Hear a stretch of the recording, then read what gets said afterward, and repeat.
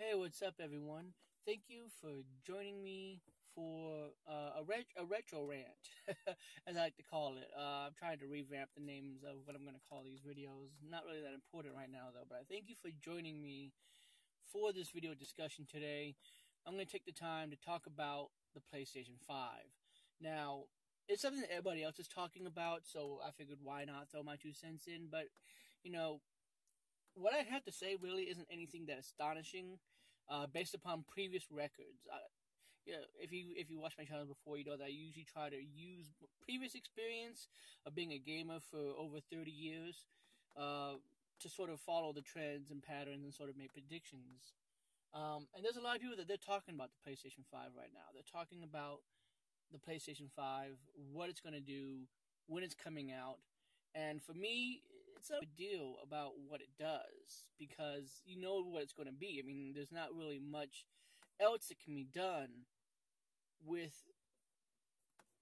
these things at this point. I mean, the graphics to me have gotten to a point where they look the absolute best that they're more likely going to look.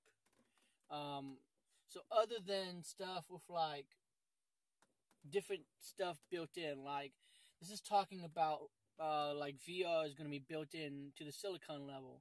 That's going to be kind of stuff that's going to be kind of cool. You know, this kind of stuff that really makes it be able to process better. Because to me, consoles are just better than PCs because you're able to make stuff work within the GPU, CPU units to really make it function better. You know, this is the reason why you're able to take something that would normally probably look like trash on a 4K gaming system, 4K computer, and make it look semi decent on a semi 4K system like the PS4 Pro, for example.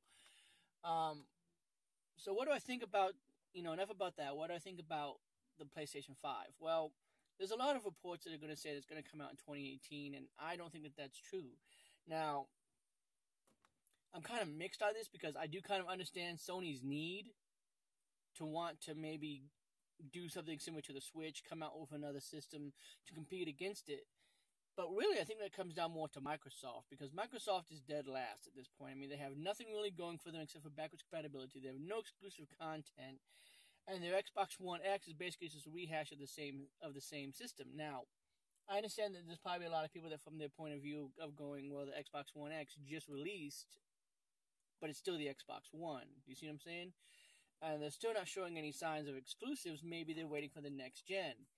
And I think that with Sony having the lead right now, with as many systems as they're selling, as many systems as they're continuing to sell, that there's really no real reason why I see that they would jeopardize that to create a whole new ecosystem, to try to get new fans to come in, to try to get new buyers to come in who are already pretty happy with their PlayStation 4. And people like me that already have enough to look forward to play on the PlayStation 4 to not even think about what could potentially be coming for the PlayStation 5. So I think that 2020 would be the very earliest that we could see this system come out. Maybe we'll get something as far as a reveal in 2019, but I think that that's going to be it. Maybe even a reveal in 2020 for the system coming out in 2022. Who knows? Because if you remember the life cycles, they're usually around 5 years. So I can understand that, people will probably be looking into the PlayStation 5 because we're at the 5-year mark for the PlayStation 4 coming up. So I get it. And the CPUs within the PlayStation 4, the Xbox One, they are technically outdated, but there's still a lot more that they're doing with it. There's still a lot more games that are coming out. You see what I'm saying? There's still God of War, there's still Detroit Become Human, there's still games that are being announced for it.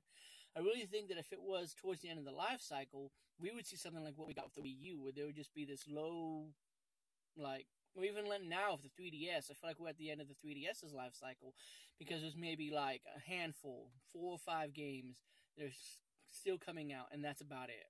There's no real big, like, hey, in 2019, we have these 20 3DS games coming out. You see what I'm saying?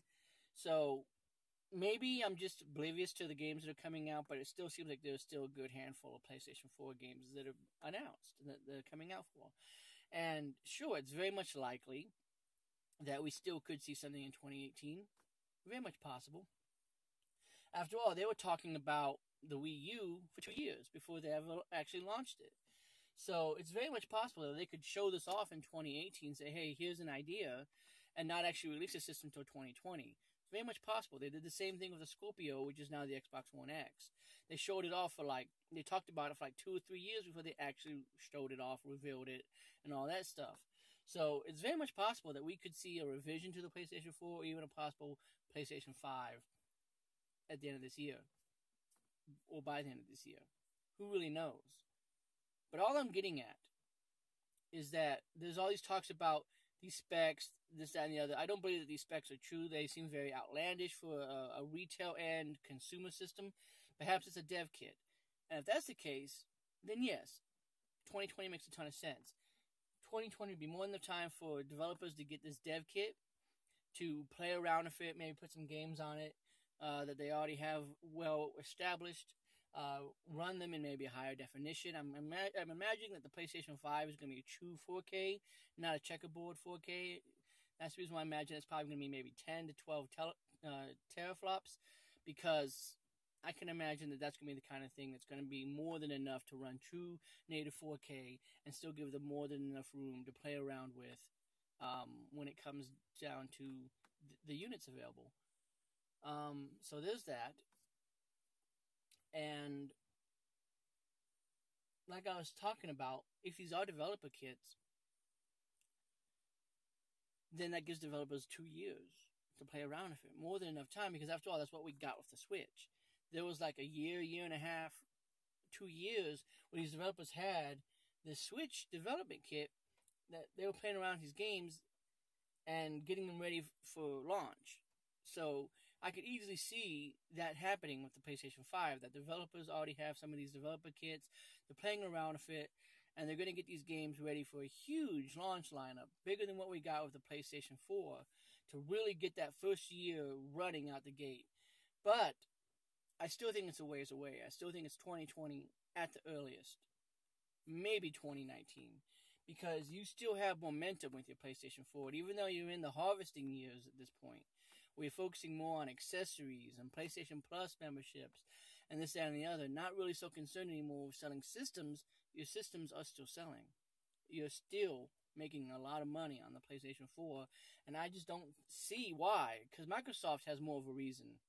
It's like Nintendo. They had a reason to come out with the Switch. They had a reason to move on to the next generation hardware, because the Wii U was just dead in the water at that point. And I feel like the Xbox One is sort of the same way. At this point in time, it's dead in the water. There's not really much else that's keeping me going back to it. I've pulled it out a couple of times. I've played a good handful of games on it. I still have games that I want to play for it. But there's not really anything that's really like hooking me in and drawing me to keep me wanting to come back to it. It's sitting in a closet right now until I find something that I eventually want to play for it. I don't feel that way with the PlayStation. So Microsoft has a reason to come out with the Xbox 2 or whatever it is they're going to call it, their next generation console. But I don't think Sony does. And if Sony's smart, they'll do like what they did with this previous generation, and they'll just wait. They'll see what Microsoft does, and then they'll learn from those mistakes that Microsoft makes, or they'll do something that's counter to what Microsoft maybe gets criticized for, and they'll have a runaway hit with their PlayStation 5. Or maybe Microsoft will just let Sony come out first and then learn from their mistakes or something. Who knows how it's going to go at this point, but that's just my 2 cents on the matter. I don't think that we're going to get a PlayStation 5 until 2020 at the latest. That these rumors about these systems that are out, that they're dev kits to give people time to work with them. But of course, time will only tell on this. What do you guys think about the PlayStation 5? Do you think it's going to come out in 2018 like the rumors say? Do you think it's more of a 2019, 2020 kind of thing? And do you think there's even going to be anything at all? Because, I mean, after all, I like the controller. I really would love to see the controller to continue to be supported in future infrastructures. Only time will tell at this point. But I appreciate you guys watching, as always. I've got errands to go run and take care of. So I appreciate you watching. Have yourself a good one. And I'll see you next time.